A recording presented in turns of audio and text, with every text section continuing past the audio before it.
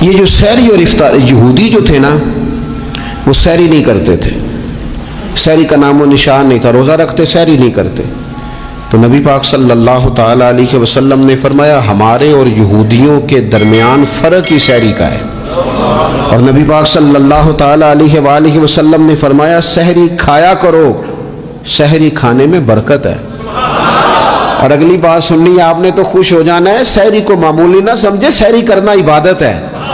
ہاں آپ مت سمجھیں کہ میں روٹی کھا رہا ہوں، یہ تو میرے سامنے دہی رکھا ہوا ہے، یہ تو سالن رکھا ہوا ہے، یہ تو اچار رکھا ہے، تو چپاتیاں رکھی ہیں. سحری کھانا عبادت ہے. آپ صبح اٹھے، آپ کی تو روٹین ہی اور تھی، تو 7 بجے کھاتے تھے، 9 بجے کھاتے تھے. یہ جو آپ صبح کھا رہے ہیں اٹھ کے سحری میں، اپنی مرضی سے تھوڑی کھا رہے ہیں، یہ تو کسی کے کہنے سے کھا رہے ہیں، یہ تو کسی کے بٹھائے بیٹھے ہیں. یہ جو سحری کا لنگر ہے یہ رب رسول کی رحمت کے ساتھ عطا ہوتا ہے، یہ کرم ہے، یہ اللہ رسول کے بٹھائے بیٹھے. کیا میرے رسول پاک صلی اللہ تعالیٰ علیہ وآلہ وسلم نے بات کھولی ہے، ترغیب و ترہیب میں حدیث ہے. اللہ کرے یہ کبھی چسکا لگ جائے، یہ والا مزہ آ جائے تو پھر تو گھر میں دسترخوان نہیں بچھا ہوا ہوگا، پھر تو رنگ ہی کوئی اور ہوگا. حضور فرماتے اللہ تعالیٰ اور اس کے فرشتے سحری کھانے والوں پر رحمتوں کا نزول فرماتے ہیں. کھائی روٹی جا رہی ہے، پکا ہوا کھانا ہے، لیکن حضور فرماتے ہیں رب بھی رحمتیں فرما رہا ہے اور اللہ کے حکم سے فرشتے بھی رحمتوں کا نزول کر رہے ہیں سحری کھانے والوں پر.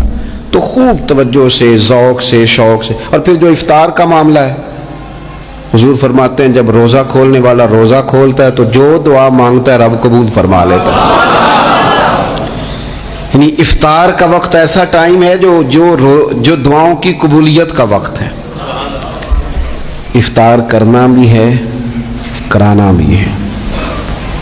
مہنگائی ذرا عروج پہ چلی گئی ہے، میں بار بار کہتا ہوں.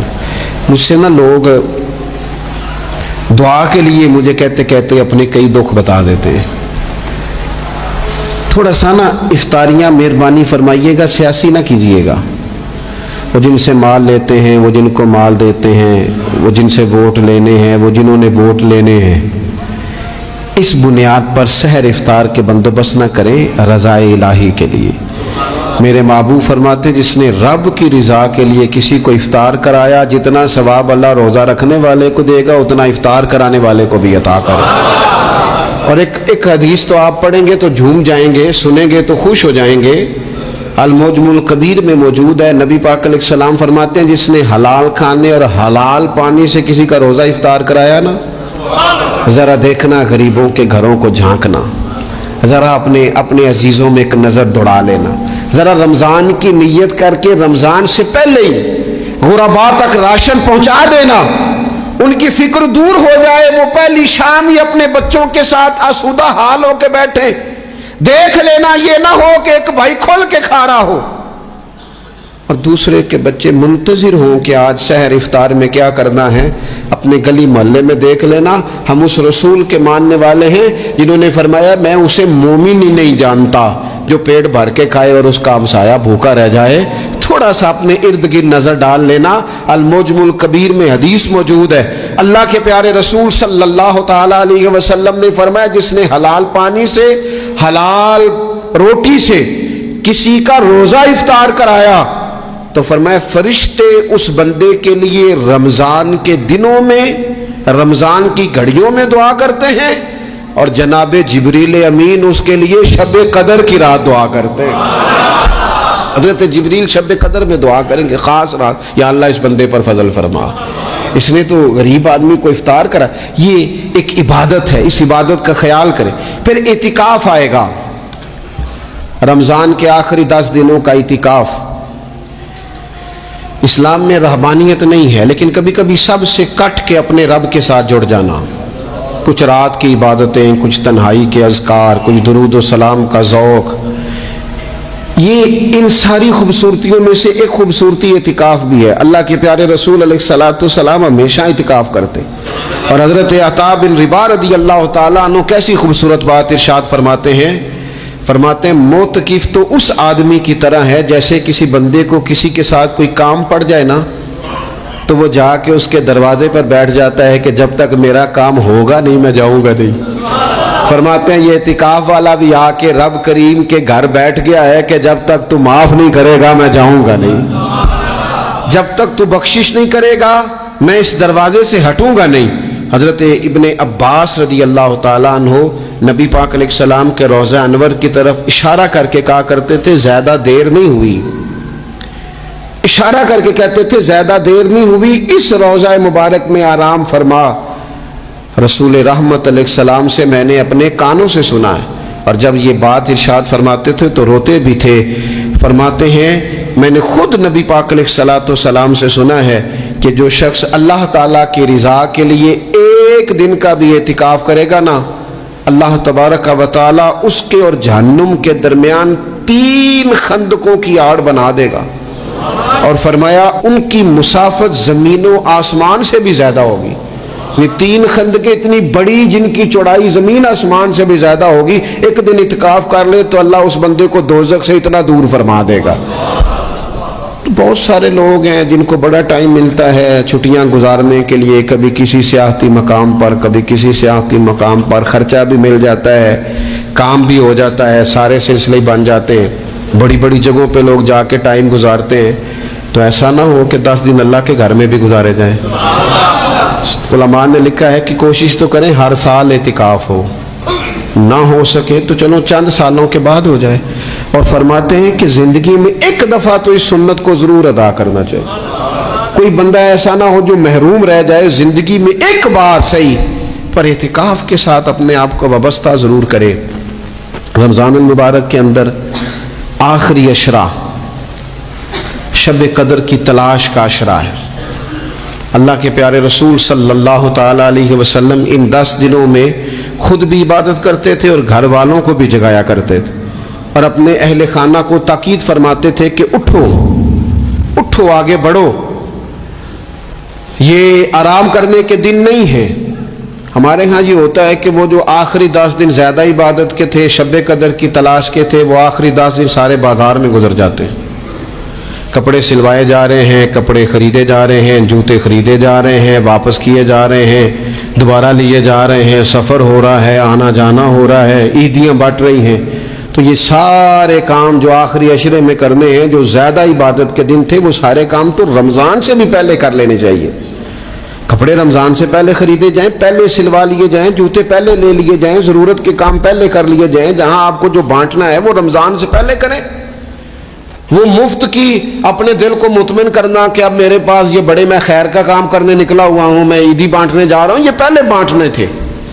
یہ عجیب بات ہے کہ جو زیادہ وقت مسجد میں گزارنے کا ٹائم تھا وہ سارا ہم نے ضائع کر دیا، وہ ادھر ادھر بازاروں کی نظر ہو گیا، میل ملاپ کی نظر ہو گیا۔ تو اگر چیزوں کو مرتب کیا جائے، میں تو دوستوں سے کہا کرتا ہوں زکوٰۃ کا حساب، صدقات کا حساب، صدقات فطر کا حساب، جتنے بھی روٹین کے کام ہیں اس کو کوشش کریں رمضان شریف سے پہلے آپ ترتیب دیں، آپ ان چیزوں کو پہلے سے مرتب کریں تاکہ وہ بہترین ہو جائیں۔ ہم تو اس دین کے ماننے والے ہیں جہاں نیت کرو تو اجر شروع ہو جاتا ہے۔ آپ رمضان کی نیت سے جو آج خرچ کریں گے اس کو اللہ تعالیٰ رمضان کے ثواب کے برابر ہی اجر عطا فرمائے گا۔ لیکن وہ ہم نہ، کچھ لوگ بڑا ایک صاحب مجھ سے کہنے لگے جی میں نے سنا ہے صدقہ فطر آخری عشرے میں ہی دینا چاہیے۔ میں نے کہا آپ کا پروگرام تب دینے کا، اس لیے آپ نے یہ گاڑا کر کے سن لیا، ذرا اس کو آپ نے زیادہ غور سے سن لیا ہے۔ آپ جب ضرورت محسوس کریں، جب آپ سمجھیں کہ کسی کو ضرورت ہے، ضرورت کے وقت کوئی چیز کام نہ آئی تو پھر کب جا کے کام آئے۔ تو میری آپ سے یہ اپیل رہے گی کہ پہلے سے چیزوں کو مرتب کریں، معاملات کو پہلے سے طے کریں۔ وہ لوگ بڑے اچھے ہوتے ہیں جو وقت پر منصوبہ بندی کرتے ہیں، جو چیزوں کو ٹائم پہ مرتب کرتے ہیں۔ وہ ٹائم جو ہمارا بالکل اللہ کی بارگاہ میں حاضری کا ہے، عبادات کا ہے، اگر وہ سارا گاڑیوں کی نظر ہو جائے گا، اسفار کی نظر ہو جائے گا تو ہم نے حاصل کیا کیا۔ ایک بات آخر میں بڑے درد کے ساتھ آپ کی خدمت میں عرض کرنی ہے، ہر سال کہتا ہوں، اس سال بھی کہوں گا، ذاتی اخراجات کو کچھ کم کیا جائے۔ ذاتی اخراجات نہ کچھ لوگوں کے بہت زیادہ ہیں، ان کے اپنے لباس کے، کپڑوں کے، اور وہ اخراج میں نے پچھلے جمعے بھی کہا تھا، اسلام ذبائش کی اجازت دیتا ہے، نمائش کی اجازت نہیں دیتا۔ نمائش والے کام اگر تھوڑے چھوڑ دیے جائیں کچھ بھی نہیں ہوتا. میں تو شاید اگر میں سینکڑوں کہہ دوں تو غلط نہیں ہوگا، لیکن بیسیوں تو لوگ ایسے ضرور ہوں گے کہ جو عید ساری سو کے گزارتے ہیں، سارا دن سوئے رہتے ہیں. پتہ نہیں وہ اتنے مہنگے مہنگے کپڑے کس لیے خریدتے ہیں. عید کی نماز بڑی سوگ ہے. اور بھئی آپ کا فون بند تھا جی، میں سو رہا تھا جی. تو بھئی وہ جو آپ نے 1.5 مہینہ درزی کے پاس آنا جانا لگایا وہ کس مقصد کا؟ رات کو ہی پہننا تھا، وہ پرانا جوڑا پہن لیتے. ایسی مصیبت کیا بنی ہوئی تھی؟ اتنے مہنگے کپڑے خریدے، اتنا مہنگا جوتا لیا اور دن سارا سو کے گزار دیا. ذاتی اخراجات کم کریں. پتہ کیا ہے، فرق بہت بڑھتا جا رہا ہے، بہت بڑھتا جا رہا ہے. یعنی ایک جگہ پہ چیزیں پڑی ہیں، خراب ہو گئی ہیں، کھانے کا ٹائم نہیں، پہننے کا ٹائم نہیں، اور ایک جگہ وہ ہے کہ جہاں لوگ دوائی کو ترس رہے ہیں. گندم امیر شہر کی ہوتی رہی خراب، اور بچی کسی غریب کی فاقوں سے مر گئی. اور کسی نے کہا تھا کہ غریب شہر تو فاقوں سے مر گیا لیکن امیر شہر نے ہیرے سے خودکشی کر لی. اللہ معاف فرمائے. تو بہت ساری جگہوں پہ لوازمات زیادہ ہیں، اخراجات زیادہ ہیں، تکلفات زیادہ ہیں. اس رمضان میں مہنگائی کا جو زور ہے، حالات کی جو سنگینی ہے، اور تھوڑا پیچھے جائیں تو غریب علاقوں میں جس قسم پرسی کے ساتھ لوگ اپنا وقت بتا رہے ہیں، اگر صرف امیر لوگ اپنے کچھ ذاتی اخراجات کو کنٹرول کرنے میں کامیاب ہو جائیں تو بڑے سارے لوگ ایسے ہیں جن کے لیے وہ خوشیاں بانٹنے کا ذریعہ بنیں گے، اسباب. اور ویسے بھی زندگی سادہ کریں، آسان ہو جائے گی. رسول پاک صلی اللہ تعالی علیہ وآلہ وسلم نے پتہ روزے دار کی فضیلت کیا بیان فرمائی. اللہ کے محبوب صلی اللہ تعالی علیہ وسلم فرماتے ہیں کہ رب فرماتا ہے ابن آدم کا ہر عمل اس کے لیے ہے، روزہ میرے لیے. اور فرمایا میں خود جزا دوں گا روزے کی، میں خود جزا دوں گا روزے کی. اور حضور فرماتے ہیں روزہ ڈھال ہے. جو شخص روزہ دار ہو وہ بےہودگی سے، فحش گوئی سے اجتناب کرے. اور اللہ کے محبوب صلی اللہ تعالی علیہ وسلم فرماتے ہیں اگر کوئی شخص اسے گالی دے، اگر کوئی شخص اس سے جھگڑا کرنا چاہے تو پتہ کیا جواب دے؟ اسے کہے بھئی میں روزے دار ہوں، میرے منصب کا تقاضا نہیں کہ میں تیرے ساتھ الجھوں. اور رسول پاک صلی اللہ علیہ وسلم فرمانے لگے اوہو اتنی بڑی بات. حضور فرمانے لگے، یہ صحیح مسلم کے لفظ ہیں، کریم محبوب فرمانے لگے مجھے اس رب کی عزت کی قسم جس کے قبضے میں محمد عربی صلی اللہ علیہ وسلم کی جان ہے. حضور فرماتے روزہ دار کے منہ کی خوشبو اللہ تعالیٰ کے نزدیک قیامت کے دن مشک کی خوشبو سے بھی زیادہ وقت والی ہوگی. اس کے منہ سے جو خوشبو آتی ہے قیامت میں مشک پیچھے رہ جائے گا. اور رب کی بارگاہ میں صرف روزہ دار کے منہ سے، اگر تیرے منہ کی خوشبو رب کو اتنی پسند ہے تو تجھے بھی تو اپنے منصب کا خیال ہونا چاہیے کہ میں نے روزہ رکھا ہوا ہے، میں روزہ دار ہوں. اور میرے نبی پاک علیہ السلام کے یہ 2 لفظ ہیں نا، وہ صوفیاء ہیں نا، اللہ کے نیک بندے جو ساری زندگی تڑپتے رہے کہ کبھی یہ حقیقت منتظر نظر آنا لباس مجاز میں، کبھی مالک ایک دفعہ کبھی تیرا جلوہ ملے، کبھی یہ حقیقت منتظر نظر آنا لباس مجاز میں. لاکھوں سجدے تڑپ رہے ہیں میری جبین نیاز میں. اور جو ساری زندگی کہتے رہے کہ ہم تو عمر دراز مانگ کے لائے تھے 4 دن، 2 آرزو میں کٹ گئے، 2 انتظار میں، کہ دیکھو انہیں انعام ملنے لگا ہے. جو اس کی راہ کے سوالی تھے، جو اس کے رستے کے مسافر تھے، جو اسے پانا چاہتے تھے، جو اس کی دید کرنا چاہتے تھے، جو اسے ملنا چاہتے تھے. میرے رسول پاک علیہ السلام نے فرمایا روزہ دار کو 2 خوشیاں ملیں گی. ایک خوشی اس وقت ملتی ہے جب وہ افطار کرتا ہے، اور فرمایا ایک خوشی اس وقت ملے گی جب وہ اپنے رب سے ملاقات کرے گا، جب وہ اس سے ملے گا تو اس وقت روزہ دار کو خوشی ہوگی. میرے دوستو خوشی تو جو ہوگی سو ہوگی، لیکن یہ لفظ بڑے حسین نہیں کہ روزہ دار کی رب سے ملاقات ہوگی. یہی لفظ بڑے باکمال نہیں. ایک روایت میں تو یہ ہے نا کہ روزہ میرے لیے ہے میں اس کی جزا دوں گا، اور ایک روایت میں یہ ہے کہ روزہ میرے لیے ہے اور رب فرماتا ہے میں خود روزے کی جزا ہوں. یعنی باقی نیکیوں پر ثواب ملے گا، روزہ رکھنے والے کو رب رحمان ملے گا. نبی اکرم صلی اللہ تعالی علیہ وسلم کے امت کے صوفیاء نے نا کچھ چیزوں کو بڑا کھولا ہے۔ عارف رومی کہتے ہیں کہ ایک دن نا محمود غزنوی نے خزانوں کے دروازے کھول دیے اور فرمایا بھائی میں نے آج ہر چیز کھول دی ہے، جو جس چیز پہ ہاتھ رکھے گا وہ اسی کی ہو جائے گی۔ لوگ دوڑے، کوئی سونے کی طرف، کوئی چاندی کی طرف، کوئی جائیدادوں کی طرف، کوئی خزانے کی کنجیوں کی طرف، کوئی بڑے بہترین گھوڑے اور اونٹوں کی طرف، لوگ دوڑ گئے، جو جس پہ ہاتھ رکھے گا اسی کا۔ سب بھاگ گئے، ایاز بیٹھا ہے، نہ وہ حسن میں رہی شوخیاں، نہ وہ عشق میں رہی گرمیاں، نہ وہ غزنوی میں تڑپ رہی، نہ وہ خم ہے زلف ایاز میں، وہ لذتیں کہاں۔ ایاز چپ کر کے بیٹھا ہے۔ پھر محمود نے ایاز کی طرف مخاطب کر کے کہا ایاز اٹھنا نہیں، آج لوٹ سیل لگ گئی ہے، جو جس چیز پہ ہاتھ رکھے گا اسی کی۔ ایاز کہنے لگا بات پکی ہے نا؟ تو محمود خوش تھے، موڈ بڑا اچھا تھا، کہا بالکل پکی ہے۔ تو ایاز کہنے لگے چلو ٹھیک ہے۔ ایاز اٹھے، پیچھے سے جا کے نا تو محمود کے کندھے پہ ہاتھ رکھ دیا، محمود کے کندھے پہ ہاتھ رکھا۔ محمود کہنے لگے یہ کیا بات کا، آپ سے میں نے پوچھا تھا بات پکی ہے، جو جس پہ ہاتھ رکھے گا اسی کا نا۔ تو تھوڑی دیر پہلے مسکراتے چہروں میں آنسو آ گئے، ایاز بھی روئے تو محمود بھی روئے۔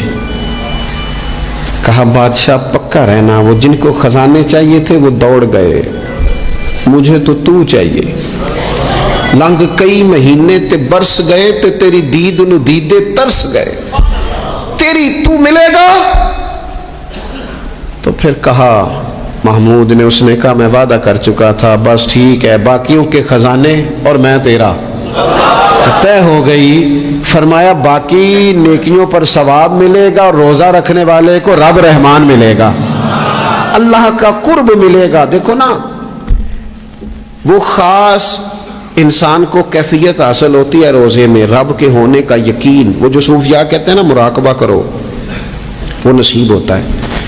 یعنی کسی کو کیا پتا ہے اس کا روزہ ہے کہ نہیں، اکیلا ہے نا گھر میں، فریزر بھرا ہوا ہے، نہیں نہ کھاتا، کیوں؟ اسے پتا ہے میرا رب میرے ساتھ ہے، میرا رب مجھے دیکھ رہا ہے۔ بس یہ تصور توحید پکا ہو جاتا ہے رمضان، تو پھر اللہ تبارک و تعالیٰ کی بھی خاص رحمت اور کوئی خاص ہی اعزاز۔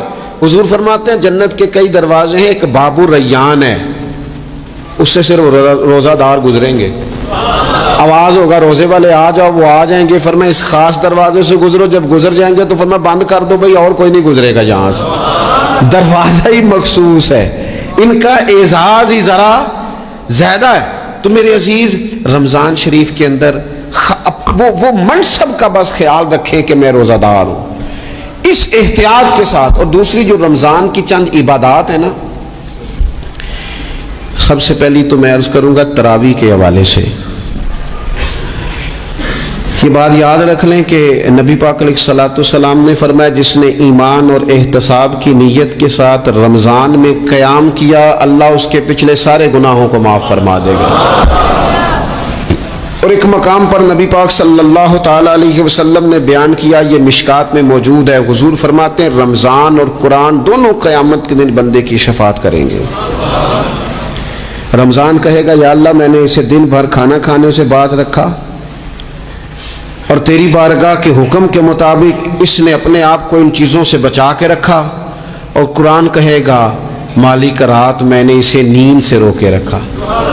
کیا مطلب؟ اس نے کھڑے ہو کے عبادت کی، اگرچہ اس سے مراد شارحین حدیث نے تراویح بھی لیا ہے، تہجد کی نماز بھی لیا ہے، صلاۃ اللیل بھی لی ہے، لیکن میرے عزیز یہ خاص ربط ہے قرآن مجید کے ساتھ تراویح کا۔ مسنون ہے رمضان کی راتوں میں قرآن مجید اور تراویح کا پڑھنا۔ اگر تھوڑی سی نا طبیعت میں صرف تبدیلی پیدا کی جائے، میں نے دیکھا ہے کہ جو لوگ کہتے ہیں نا میرا وقت بڑا قیمتی ہے، بڑی ساری جگہوں پہ آپ کو بیٹھنا پڑتا ہے، بیٹھیں آپ 2 گھنٹے بیٹھیں، 3 گھنٹے بیٹھیں۔ میں نے دیکھا ہے لوگ جاتے ہیں کسی دفتر میں تو رات کو چلے جاتے ہیں اس علاقے میں، کھڑے ہیں، پاسپورٹ کے دفتر کھڑے ہیں، شناختی کارڈ کے دفتر کھڑے ہیں، امیگریشن کی لائنوں میں کھڑے ہیں۔ کچھ ذہن تو بنائیں کہ میں نے رات کھڑے رہنا ہے اور اپنے رب کی عبادت کرنی ہے۔ تراویح کو ذرا ذوق سے آپ اگر تھوڑا ارادہ کر لیں گے نا، یعنی کوئی ایسا مشکل کام نہیں. میری تو رائے یہ ہے کہ پہلے 3-4 دن ذرا جم کے ذہن بنائیں اور تھوڑا سا